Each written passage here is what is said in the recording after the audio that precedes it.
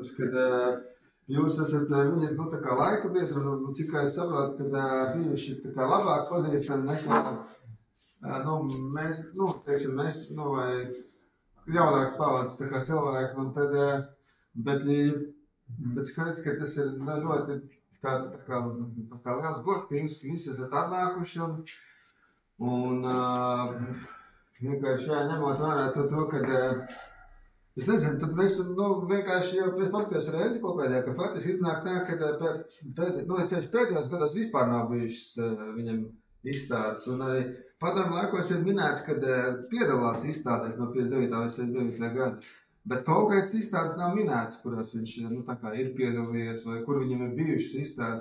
Tā kā, nu, varētu teikt, ka viņš ir, zināmā mērā, tā kā nepilnīgi bijis, tā kā piemirsts, vai nav tā kā bijis tādā tā kā apritē, vai ne izstāžu, ne tādā tā kā mākslas dzīves īpaši, un līdz ar to tad mēs, nu, nolēmām, ka jo darbi ir tiešām ļoti spēcīgi, un galvenais arī, ka priekš tā laika, pat viņi pat salīdzinoši tā kā tādā, nu, cik novāk, nu, tāda tā kā ļoti aktuāla, priekš tiem gadiem, kad viņš ir gleznojis tos darbus, kas ir pilnīgi tā kā, savā ziņā tā kā pārsteigums tāds bija, un tie realismu darbi visi ir, nu, tādā ļoti augstā kvalitātē, tikai, nu, diemžēl mums šeit viņi nav īpaši daudz, bet, un tad mums tiešām es ļoti, nu, tā kā ļoti priecīgs un pagodināts atklāt šo izstādi, bet es vienkārši domāju, ka, ja jūs faktiski esat tā kā, nu, tā kā vairāk tā kā, nu, tā kā laika biedri vai paziņas, tad es varbūt, kad vienkārši tā kā varētu dalīties tā kā atmiņās, vai arī, nu, tas, nu, tā, kad, tad, lūdzu, varbūt, kā varbūt es pateikšu, savus vārdus pirmos. Nu, lai to portretu mēs redzam, skatām, viņš bija enerģisks, temperamentīgs, ļoti aktīvs, un viņš savu aktivitāti izpauda arī pedagoģijā. Mums Jāņa Rozentāla mākslas vidusskolā sākumā tā bija tīra latviešu skola, bet jau padomu gados bezumos izveidoja krievu audzēkņu plūsmu, un tur viņš bija galvenais pedagogs, un tur viņš labi sapratās, jo tomēr tā mentalitāte, tā krieviskā mentalitāte, tas temperaments, kas viņiem bija kopīgs, tas viņus saistīja, un viņš ar ļoti daudziem sadraudzējās ar šiem audzēkņiem, un viņš atbalstīja tos audzēkņus, meitenes. Tur vienmēr Rozentāla skola vairāk bija meitenes kā zēni, bet viņš viņas vienmēr pamanīja, viņš kolekcionēja, viņš no viņām prasīja, lai viņi dāvina viņam pašportretus savus, un viņš bija sakrājis daudz savu skolnieku pašportretus, un viņš mēģināja, nu, tā ievirzīt, un viņš runāja par mākslu, un savu temperamentu viņš izlika visam pedagoģijā. Es kādreiz strādāju Rīgas Pionieru pilī un arī ar bērnu studijām, ar studiju. Un mums no tās pils studijas lielākā daļa pēc tam gāja uz Rozentāla skolu stāties iekšā pēc 4. klases 5. Jā, tie bērni, tad man tur iznāca, un manais sievai mums iznāca tur grozīties, un es tur vienreiz ieju Rozentāla skolā, un sāku runāt, es saku, nē, es esmu aizgājis no tās bērnu audzināšanas, man piedāvāja darbu žurnāla redakcijā, tur bija 2 vai 3 lielāka alga, jā. Un pēkšņi Rodiņš, kā tu, jauns mākslinieks, nu pat beidzis akadēmiju, tev viss enerģija jādod nākamai paudzei māksliniekiem, un tu pameti šo nozari, kas ir nākotnē, priekš nākotnes. Viņā bija kaut kā tāds ideālisms un tāda ļoti, nu, var teikt, pat karavīgs tas temperaments, jā. Un tur bija vēl blakus, bija Krievlotas skolotāji, tādi Ķiriņķievi, toreiz bija Rozentāls skola. Viņš saka, viņš tikai savai sievai atdeva to, viņš jau pilnīgi neaizgāja, viņš atdeva Vidmanā aizstāvēt. Viņš saka, kā tad tu māksliniekam taču jānodot tālāk, jaunai paudzei. Tāds bija viņa viedoklis, jā. Un kad tā man meita tur mācījās Rozentāļos Agnī, un kad es šeit tad tā ienācu, paskatīties, ko man meita dara, ja tā ar skolotājiem parunāties, un es viņu laikam saptiku, viņš bija vienmēr darbībā un tādā aktivitāte. Un tas izpaudās arī viņa mākslā. Pēc daudz es redzēju šitās skices, viņas ir ļoti ātri taisītas, temperamentīgi, viņās ir ļoti bieži nepabeigtība no tāda skatītāja viedokļa, nepabeigtība, bet tā nepabeigtība dod arī to svaigumu. Un viņš šitās pašas kompozīcijas ar tulpēm, ar krāsainiem ziediem, viņam bija 100 variantu. Jā, tāds skicīts un variants, tos tagad ir viens otrs, viņa cienītais paņēmis un ar vācot izdalījis, viss tas ir. Bet, te arī to redzam. Viņš nebija tāds naturāls, viņš jau bija tomēr padomju, kas saka, sociāliskā realisma mākslas periodā veidojies audzis, un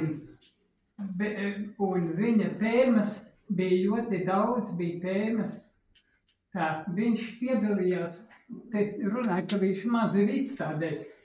Katru gadu bija vieda izstāde, parasti tā bija uz 9. māju. Jā, un tā bija Tēvijas kara dalībnieku izstāde, jā, mākslinieku izstāde, un tur viņš regulāri, tur viņš visu laiku piedalījās, viņš bija dalībnieks. Jā, bet, tā oficiāli tā latviešu māksla un tāda latviešu mākslinieka, tām izstādēm liela vērība nepiegriez, un varbūt viņas pat pārāk nepublicēja, bet viņas bija, un tur viņš vienmēr bija, un daudzi mākslinieki, un no šie Tēvijas kara dalībnieku tās plejādes, tiešām populārs kļuva un izvirzījās Valdis Bušs, kurš tagad ir arī, kuram arī bija līdzīgi, tas triepiens, tas krāsu spēks un krāsu triepiens, jā, un viņš izvirzījās jau tagad jaunākos laikos, kad pamanīja viņu Vācijā, Holandē, Itālijā es aizmēju, ar vārdsakot ārzemnieku, mums jau tas ļoti viegli, kad ārzemnieku paslavē, tad mēs arī paši sākam apzināties, jā. Ar vārdsakot,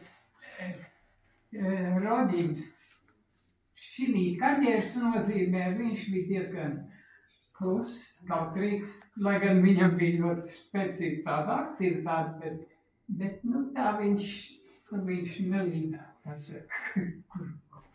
priekšā. Tas man par viņu kā par cilvēku ir iespējas. Un ka man viņa satika, vienmēr aprunājās, un tad, kad viņš jau bija vecāks, un ka viņš jau bija slimīgāks, viņam ļoti labprāt parunājās un mākslu, un kā cilvēks viņš bija ļoti, godīgs, tā es varētu galvenos vārds. Un kā mākslinieks, tur ir noteikti, tur var, ja mākslas zinātnieki, tur varētu daudz ko ieraudzīt. Tādu, kas tagad ir modernā, laikmatīgā mākslā, daudz kur redzēts. Paldies!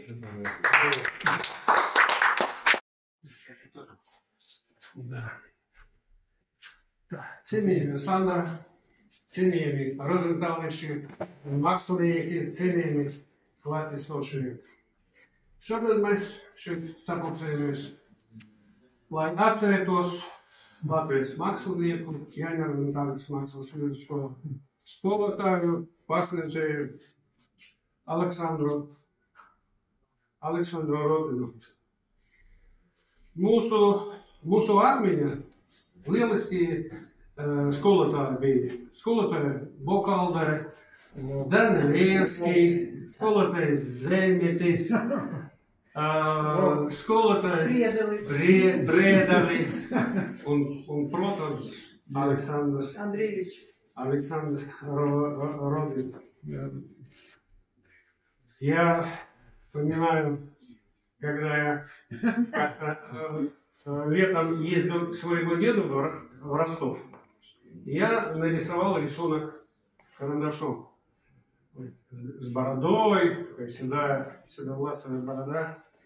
Ну и летняя практика, осенью уже выставил эту работу, и Александр Родин увидел эту работу, взял ее.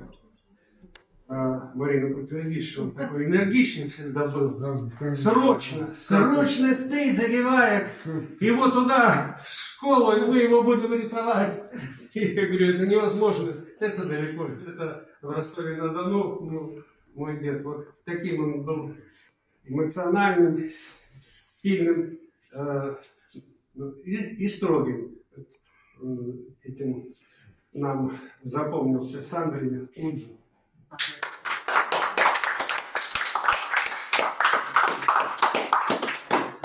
Может быть, еще кто-нибудь. Марина, вспомни парочку таких вот эпизодов в школе. Ладно, расскажу. Я как-то пришла в школу, домашние задания, эскизы, все. Он берет пачку, а я такая думаю, я как раз то ли на вокзале, то ли на базаре рисовала людей, задания там. Он так берет, так по всему, ну тогда школа Розенталя была при академии, да, кидает, начинает по ним плясать. Я говорю, Александр Ильич, что вы делаете? Он говорит, а это что твои, да? Я говорю, а подпись, где говорит, каждый художник должен подписываться, если он себя уважает. Вот. Что я вам скажу, да. А на что я потом Марине сказал?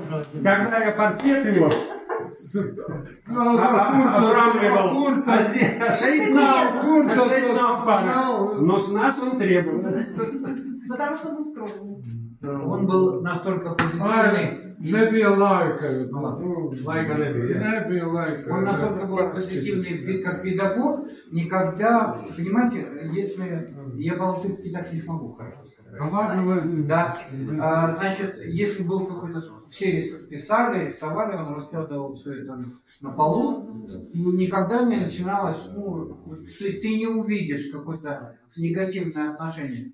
Все хорошо, отлично. Вот здесь вот это великолепно, вот пятерка была бы, если бы вот, но сначала он заряжал человека, да, а потом вот мог, ну так очень технично.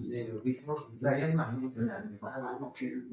Вот такие, и это такие вот отдельные эпизоды, которые почему-то вот остались в памяти, понимаете как?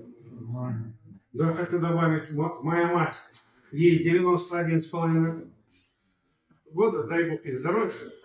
И она вспоминает, я ей говорю на днях, что я иду на выставку Александра Родина, и она помнит. Она помнит Александра Родина. И когда я приходил в художественную школу, и он всегда так хвалил, ну так хвалил. Меня хвалил. Совершенно зря, говорила мама. Матери. Вот это он молодец. Всегда на позитиве. Остался в нашей памяти. Это нормально, да. Ладно, большое спасибо, что вы пришли. Paldies, kā nācāt. Es uzskatu, ka cilvēks, jo mēs viņu atceramies un biežāk pieminam, jo viņam tur visumā ir vieglāk. Jā, viņš tagad Nu jā, viņš to skatās, priecājās. Un tiešām šī ir viņa pirmā personāla izstāde. Viņam nav bijušas personāla izstādes, un par to man jāsaka paldies gan Jānim, gan Rotam, ka jūs šādi izstādes arī atsaucāties. Nu, šī izstāde ir arī dāvana viņam dzimšanas dienā, jo 29.